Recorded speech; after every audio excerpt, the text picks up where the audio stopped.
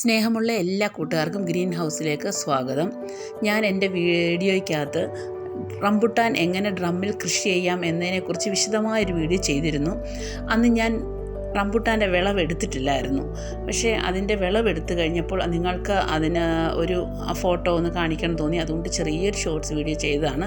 ആ ഡ്രമ്മിൽ ഇത്രയും റംബുട്ടാനാണ് നമുക്ക് കിട്ടിയത്. അത് കുറച്ച് നമുക്ക് ഫ്രണ്ട്സിനൊക്കെ കൊടുക്കാൻ സാധിച്ചു, അതുപോലെ തന്നെ അയൽവക്കാർക്കൊക്കെ കൊടുക്കാൻ സാധിച്ചു. നിങ്ങൾ കണ്ടില്ലേ ആ ഡ്രമ്മിൽ ഇത്രത്തോളം വളർന്നു എന്നുള്ള കാര്യം. അതിൻ്റെ ടിപ്സൊക്കെ ഞാൻ നേരത്തെ പറഞ്ഞിരുന്നു, അത് നിങ്ങൾ കാണണം.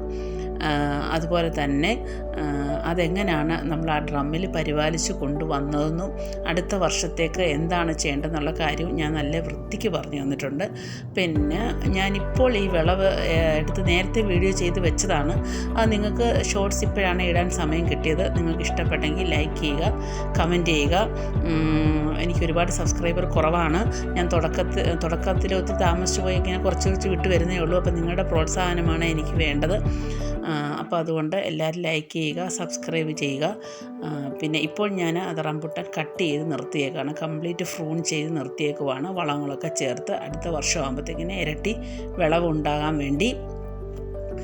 അപ്പം ഈ പ്രാവശ്യം ഉണ്ടായതിനേക്കാളും നല്ല വിളവ് അടുത്ത പ്രാവശ്യം ഉണ്ടാകുന്നുള്ള പ്രതീക്ഷയിലാണ് ഞാൻ നിൽക്കുന്നത്. ഓരോ മാസം എങ്ങനെയാണ് വളം ചെയ്യേണ്ട രീതിയും ഞാൻ കഴിഞ്ഞ വീഡിയോയിൽ ഇട്ടിട്ടുണ്ട്.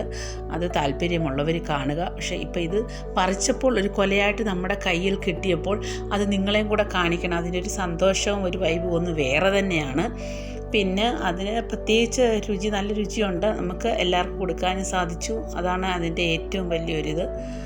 നിങ്ങൾ കണ്ടില്ലേ, എല്ലാം ടെറസിൽ ഡ്രമ്മിലാണ് കൃഷി. അപ്പോൾ ഞാൻ ഓരോ ആഴ്ചയിലും ഓരോ വീഡിയോ ഇടുമെന്ന് പറഞ്ഞു. നിങ്ങളത് നോക്കണം. നാളെ വെർട്ടിക്കലായിട്ട് അരീലിയം എങ്ങനെയാണ് സെറ്റ് ചെയ്യുന്നതിനെക്കുറിച്ചൊരു വീഡിയോ ഞാൻ ഇടും. അത് ഏറ്റവും മനോഹരമായൊരു വീഡിയോ ആണ്. നിങ്ങൾ കാണാൻ മറക്കരുത്. എല്ലാവർക്കും എൻ്റെ ആശംസകൾ.